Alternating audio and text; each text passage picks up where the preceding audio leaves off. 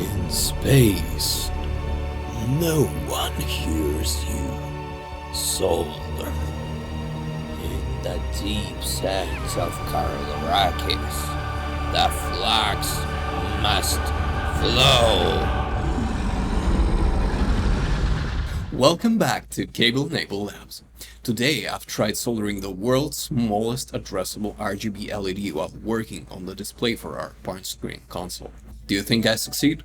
Let's find out. Ha, found a fool. I'm surprised you can hit the keys when you type with those giant mitts. Making an LED screen is a two-part challenge. First, finding an optimal design for the screen, and second, assembling it into a functional product. Here are 4 designs I considered: matrix addressing, Charlie plexing, addressable RGBs, and dedicated ICs. Let's see where it goes. Matrix addressing is commonly used in LED panels. Each LED is located in the intersection of a row and a column. By setting one row high and one column low, the specific LED at the intersection lights up. Each row and column are scanned sequentially to light up the LEDs at their intersections. But this design means that you can have each LED either on or off. But what if you want to have a full color? You actually need to draw the entire matrix over and over again at very high speeds to PWM the matrix manual. For that reason, you need to have very fast controller. 50 MHz is a minimum if you want to do a lot of colors and motion video and have it look good. Let me show you. In a 4x4 grid, each intersection needs a unique combination of row and column signals. But this means each 4x4 grid requires 16 wires, 4 RGB columns to source and 4 rows to draw current. I won't solder this. Charlie plexing uses fewer wires by leveraging the fact that each LED can be connected both in forward and reverse directions. So the trick there is that it can use the same pins to control both rows and columns. You can learn more on Charlie plexing from the links below in the description. However, when we try to Charlie plex RGB LEDs, we still have to source 4 RGB columns, which is 12 plus 1 diagonal, 13 wires. Charlie plexing RGB LEDs naturally gives us an elongated rectangle screen, but when we cut it into 4x4 cells, we still have plenty of wires to go in each one, so it's not an option. Girl is flexing, huh? I deserve my baby. Addressable LEDs work differently. Each LED has a built-in driver allowing individual control with fewer wires. These LEDs receive data in daisy chain fashion. Data is sent to the first LED, which then passes it to the next, and so on. Each LED decodes its specific portion of the data and lights up accordingly. So we only need 4 wires for each cell: power, ground, data in, and data out. It is recommended to have up to 500 LEDs in one line and no more than 800 of them to have a decent refresh rate and a bearable voltage drop. If we divide our 20x20 panel into 2 columns and 5 rows of 4x10x16 LEDs each, we'll have 640 LEDs per block, which should work fine. We can estimate our screen refresh rate like this.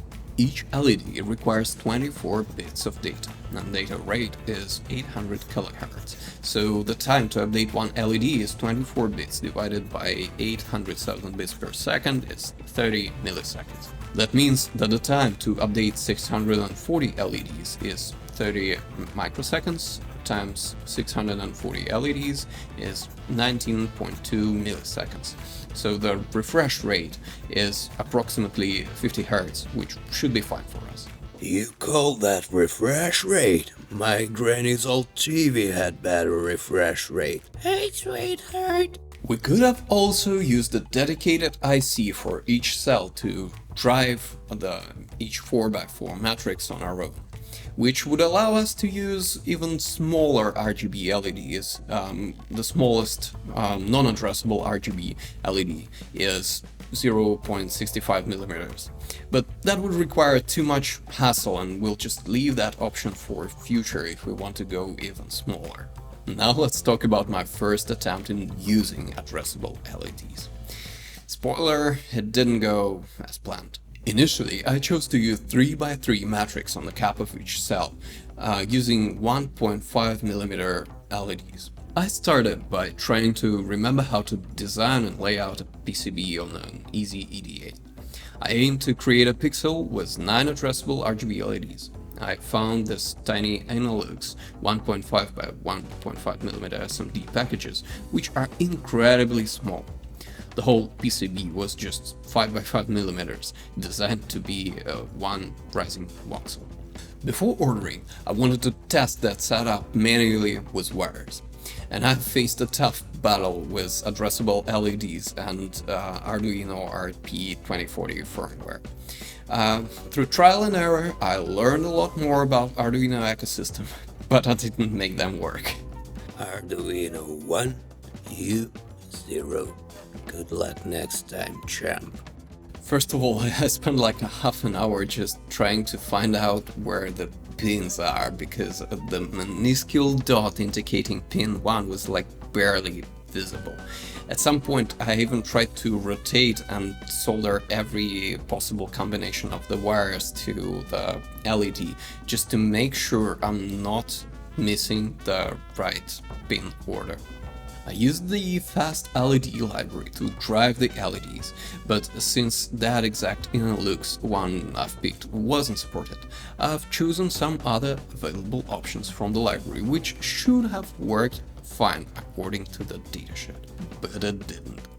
So I asked for support in fast LED subreddit, and the maintainer suggested that I had some issues with the logic level. I made a simple level shifter, but it didn't work out either. You could have just asked me. My logic level is supreme. I decided to mess around with some simple assembly that I'd be sure about, and found out that this stock embed OS that comes with the Arduino Nano is not super friendly when it comes to assembly with the RP2040 microcontroller.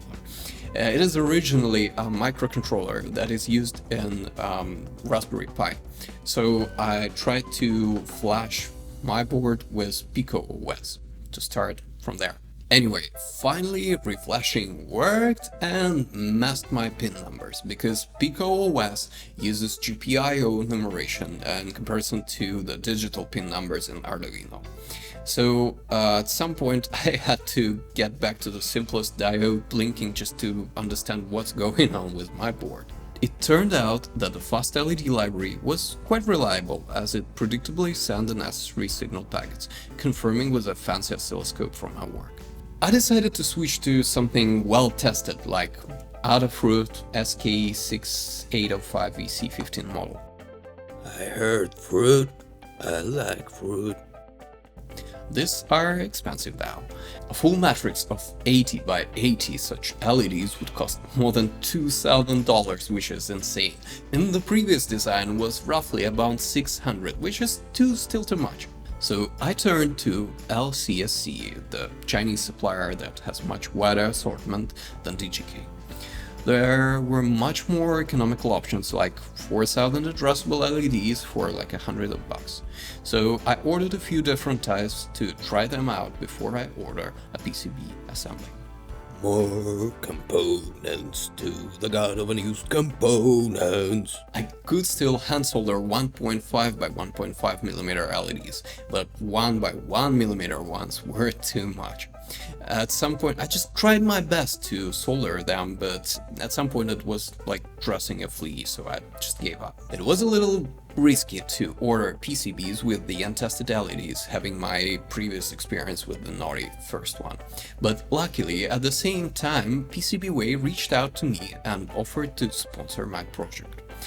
I was quite surprised, to say at least, because at that time I didn't even start a channel and I just had my tiny blog on Hackaday.io, so they literally found me themselves among hundreds of other DIY projects and decided that the punchscreen worth their attention. So kudos to the PCBWay team. It's a truly great mission to help little creators like myself to bring their products to life. I appreciated that a lot. I redesigned my schematic for the new 1x1mm LEDs, exported the Gerber and assembly files and submitted them via PCBWay website. The whole process is quite straightforward. Then I had some more questions in the email regarding my order. Then they even found a mistake in my panelization and fixed it for me, so the quality of the service was really high. Unfortunately, I had to wait about a month to finally get and test my board, but the result was definitely worth it. The assembly quality was great so far, and I found just one cell that had a malfunctioning corner LED, but it still passes the signal through, so we can call it our first dead pixel. Luckily, I ordered extras. Maybe next time you should order some extra chips from me. You eat chips cake. Let's test it.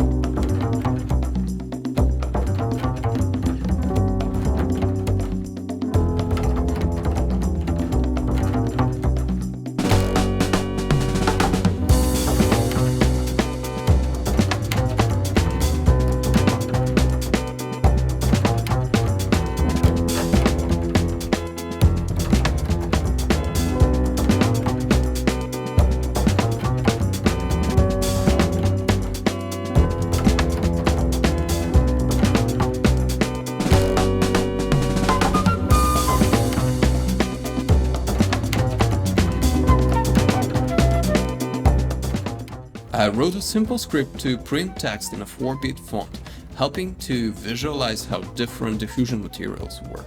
After assembling the LED matrix, the next challenge will be redesigning the cap to fit wires a little bit better, and more important, working on diffusion. Diffusion is crucial to make the pixels color seem more uniform and vibrant. So I've tried different materials like LED frosted plastic or acrylic and some DIY options, but we'll talk in more detail about that in our next episode. If you enjoyed this video, please subscribe, like, and let us know in the comments what you're interested in next. And see you in the next one.